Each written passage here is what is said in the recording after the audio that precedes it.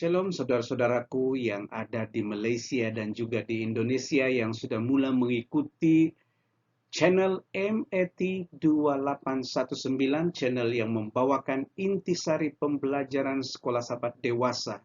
Dan mudah-mudahan bukan saja untuk tahun 2021, tapi juga di tahun-tahun yang akan datang dengan izin Tuhan. Untuk pembelajaran pada kali ini tajuknya adalah keinginan bangsa-bangsa.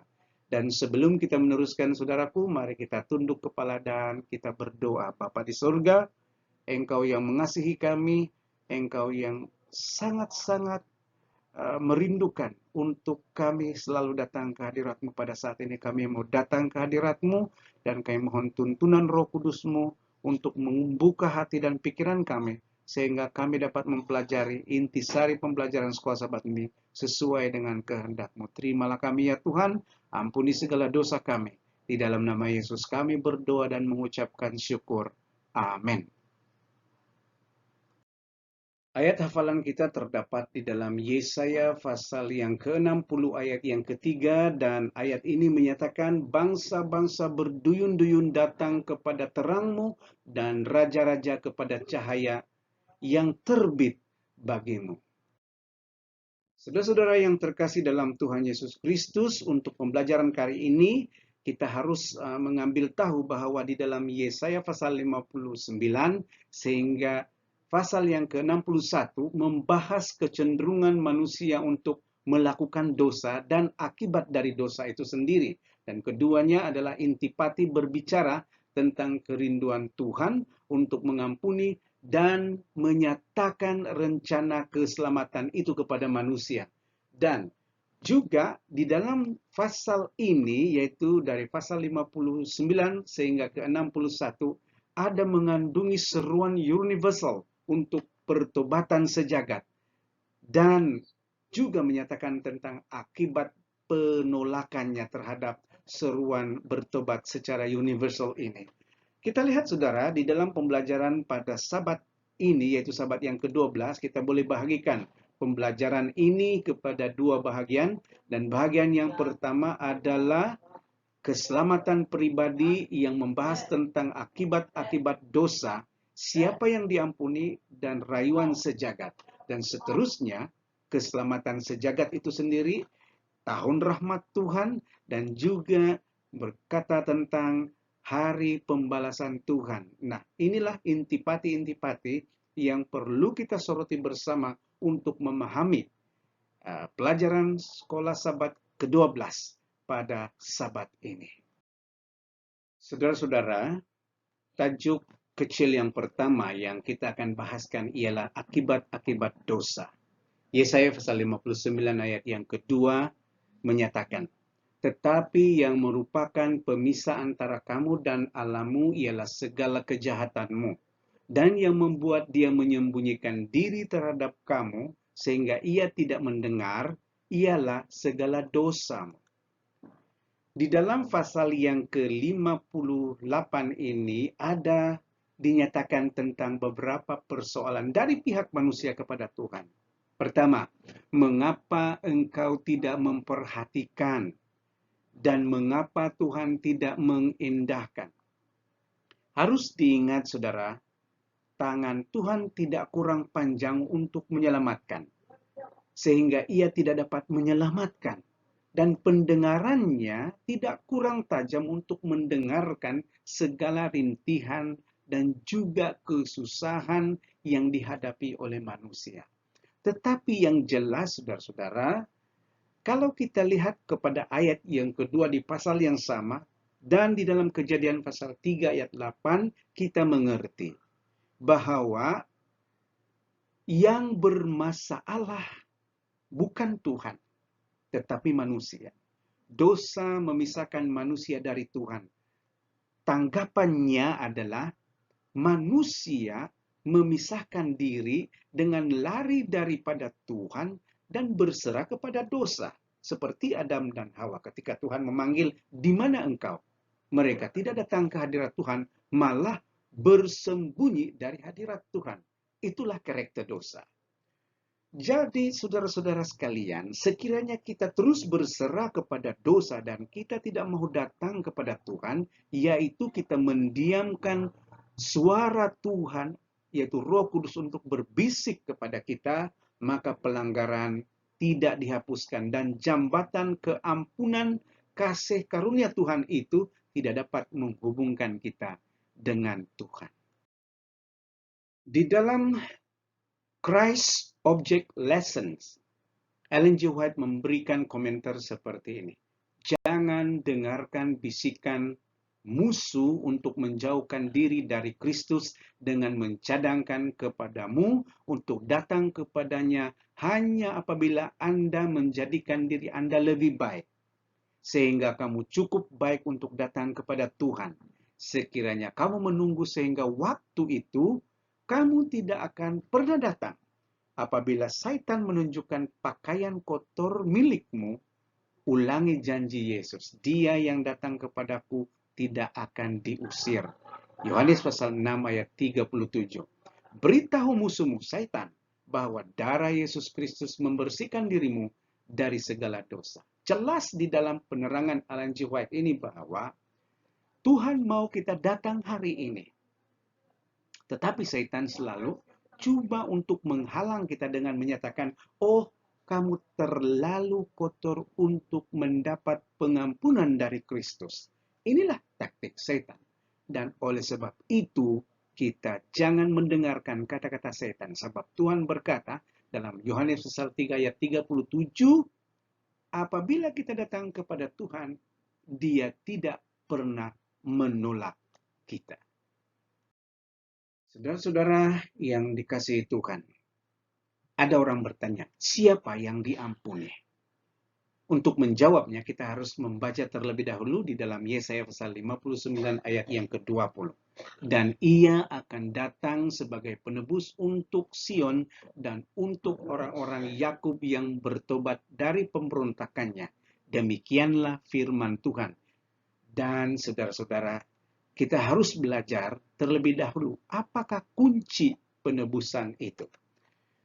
Penebusan menurut Rom pasal 3 ayat yang ke-12 ialah seperti ini. Semua orang telah menyeleweng. Mereka semua tidak berguna. Tidak ada yang berbuat baik. Seorang pun tidak. Nah, kalau begitu, cara menerima pengampunan yang Tuhan tawarkan adalah belajar berbuat baik. Tuhan menyucikan kita dan mengampuni kita sesuai dengan Yesaya pasal 1 ayat 17 dan 18 dan Yeremia pasal 31 ayat yang ke-34. Dan kita boleh mendapatkannya secara percuma. Saudara-saudaraku, seterusnya. Apa maksud meninggalkan dosa? Meninggalkan dosa adalah pertobatan dan keinginan untuk meninggalkan dosa diperlukan untuk pertobatan yang sejati. Kisah Rasul-Rasul pasal 3 ayat 19, iman ditunjukkan oleh perbuatan. Yakobus pasal 2 ayat yang ke-18. Jadi, kembali kepada persoalan tadi, siapa yang diampuni? Baik. Nyata bahwa semua manusia berdosa. Oleh sebab semua berdosa, maka kita semua memerlukan pengampunan. Dan pengampunan Tuhan ini dilaksanakan melalui kata kunci penebusan. Dan penebusan ini hanya dapat berlaku apabila kita belajar berbuat baik. Dengan demikian Tuhan akan membantu kita untuk menyucikan kita dan mengampuni kita. Ia adalah percuma.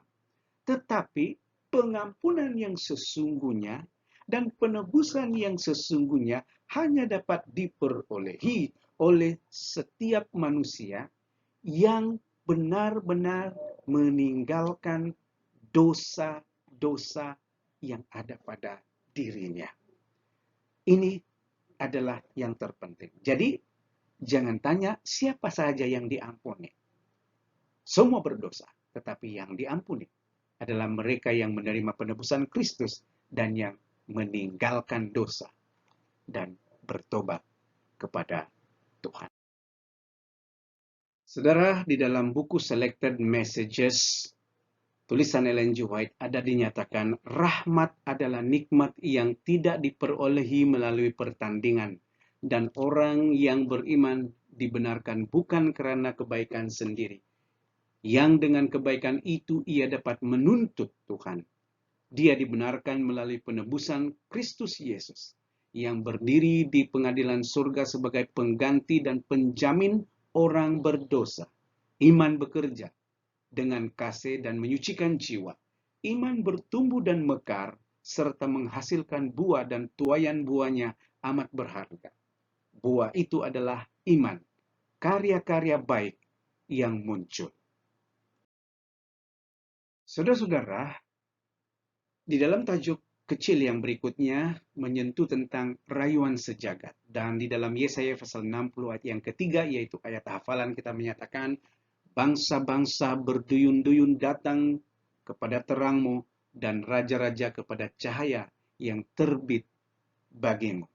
Saudara-saudara sekalian, Yesus menyatakan dalam Matius 5 ayat yang ke-14, kamu adalah terang dunia, kota yang terletak di atas gunung, tidak mungkin tersembunyi.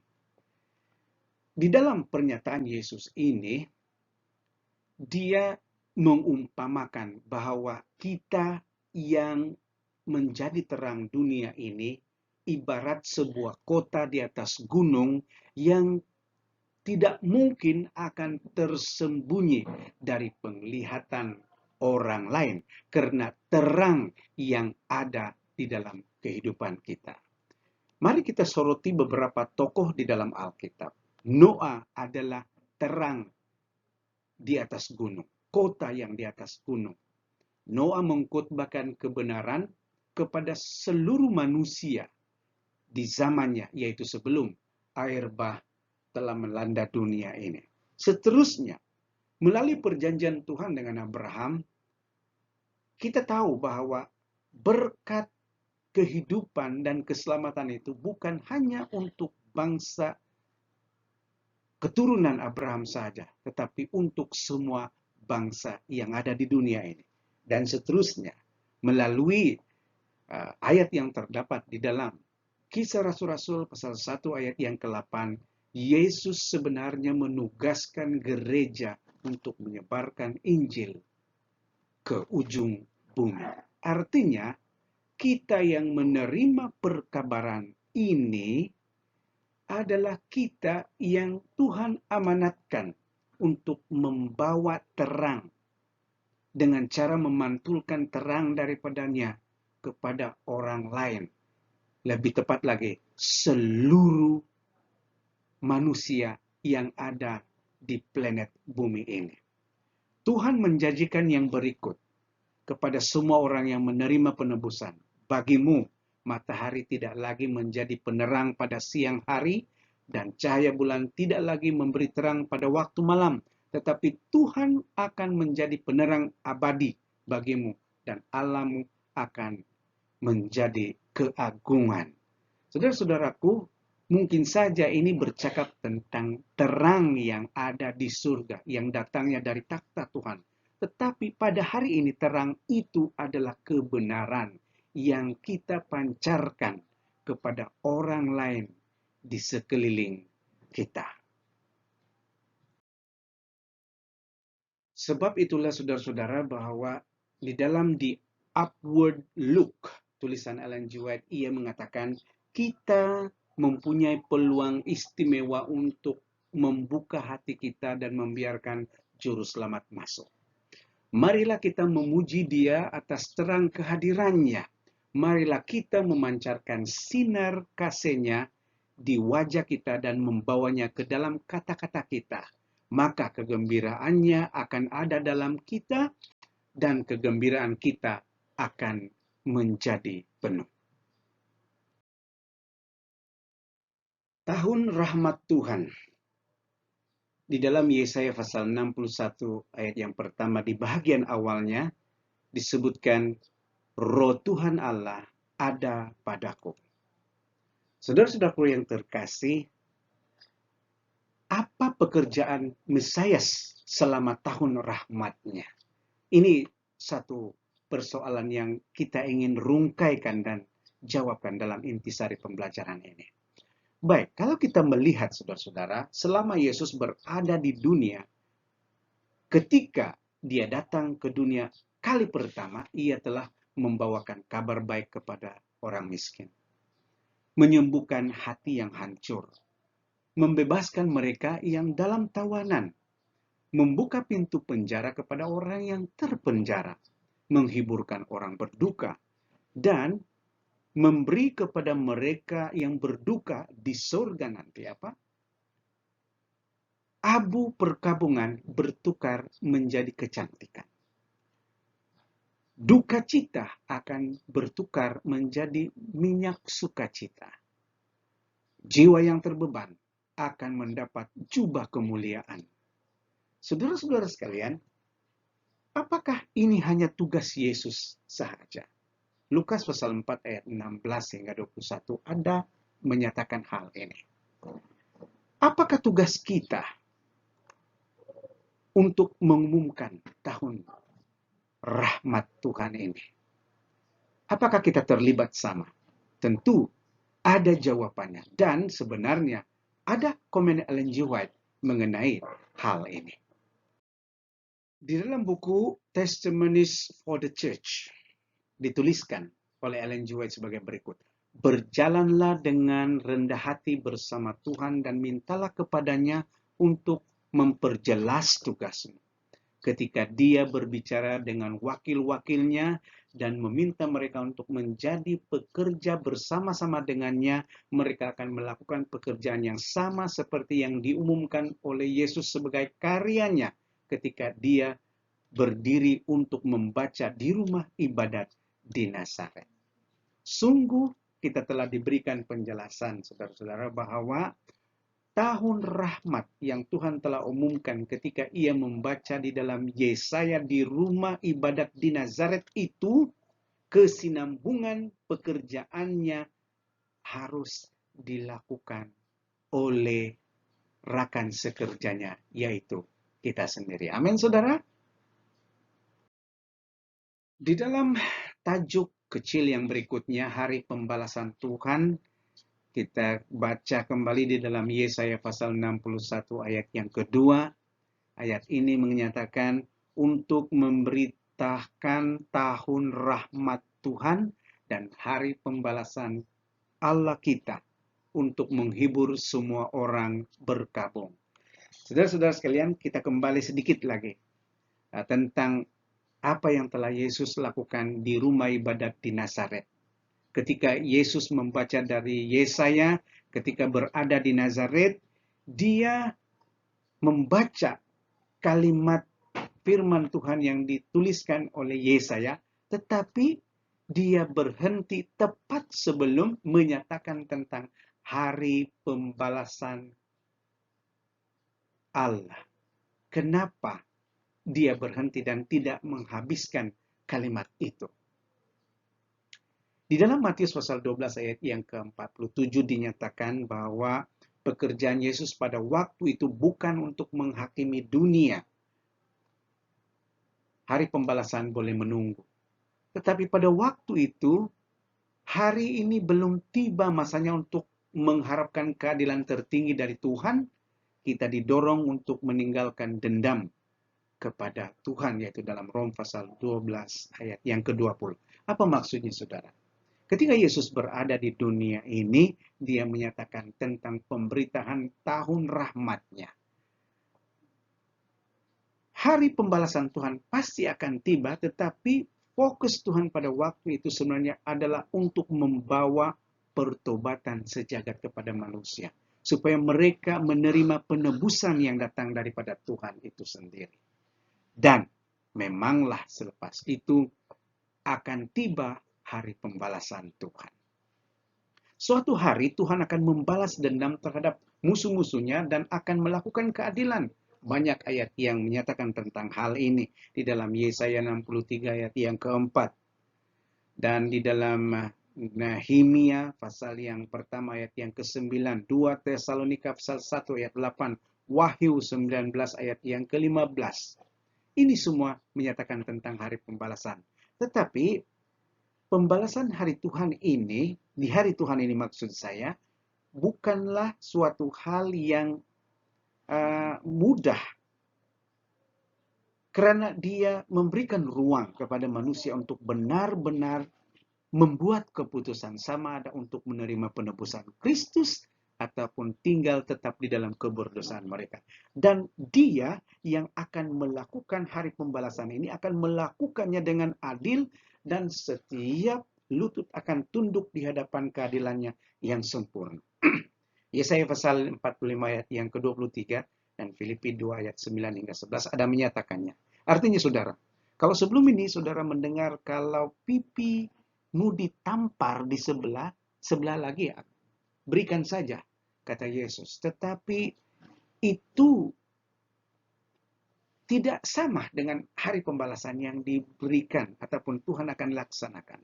Sebab hari pembalasan Tuhan itu nyata sebagai suatu hari untuk menegakkan keadilan tuntas kepada umat manusia. Di dalam buku The Great Controversy, tulisan Ellen G. White, ada kalimat seperti berikut. Mungkinkah mereka yang hatinya dipenuhi dengan kebencian terhadap Tuhan dan mereka yang benar dan kudus bergaul bersama sebagai kerumunan surga dan bergabung dengan lagu-lagu pujian mereka? Bolehkah mereka bertahan melihat kemuliaan Tuhan dan Anak Domba? Jawabannya tidak dan tidak. Hidup dalam pemberontakan terhadap Tuhan menyebabkan mereka tidak layak ke surga. Kesucian, kemurnian, dan kedamaian akan menjadi siksaan bagi mereka. Nasib orang fasik ditentukan oleh pilihan mereka sendiri. Mereka tidak masuk surga karena pilihan mereka sendiri, dan inilah keadilan dan kasih Tuhan. Artinya saudaraku, Tuhan menginginkan semua untuk dapat masuk ke dalam surga. Tuhan menginginkan tidak ada sesiapapun yang akan menerima balas dendam Tuhan di hari pembalasan itu.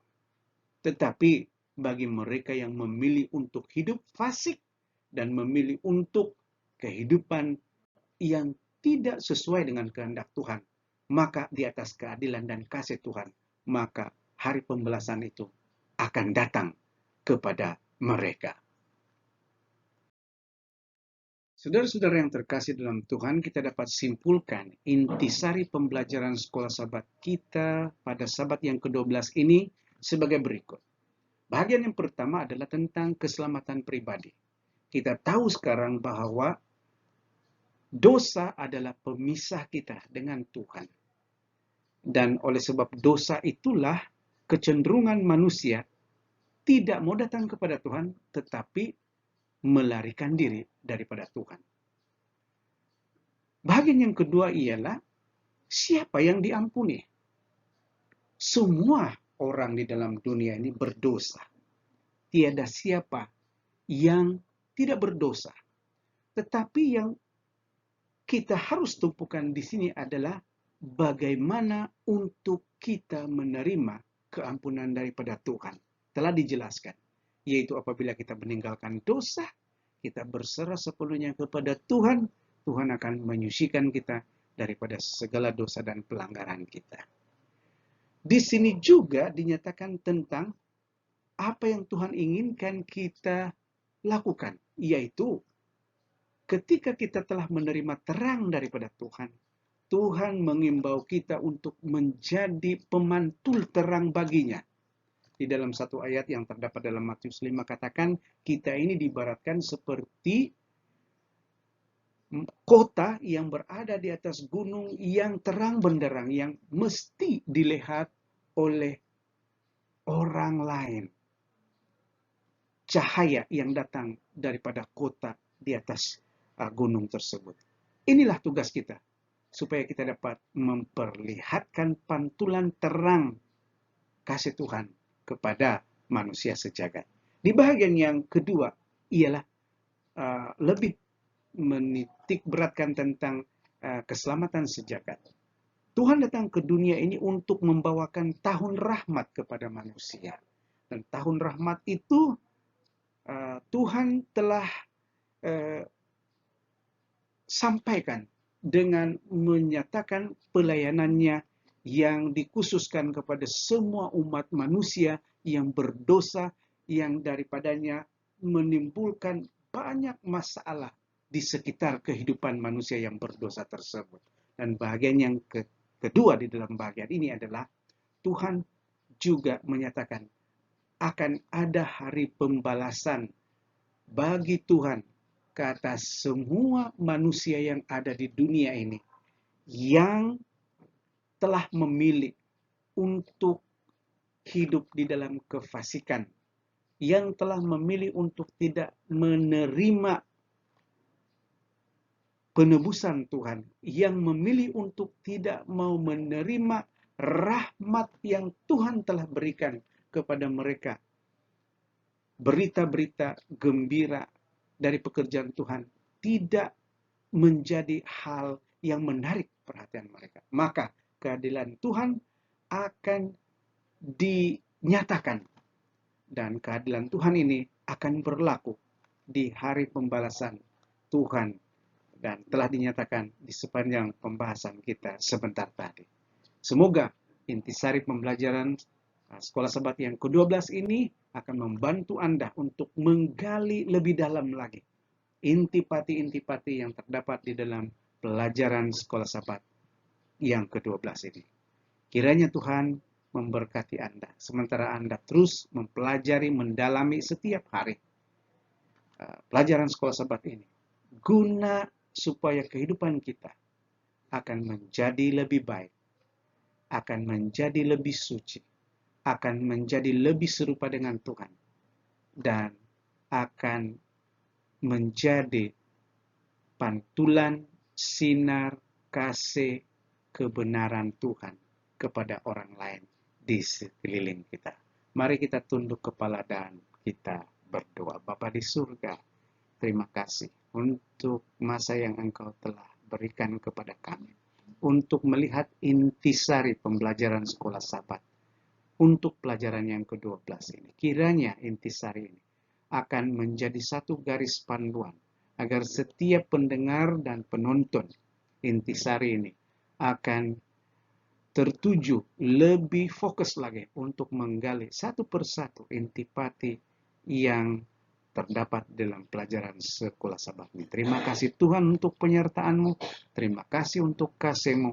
Di dalam nama Yesus kami berdoa dan mengucapkan syukur. Amin.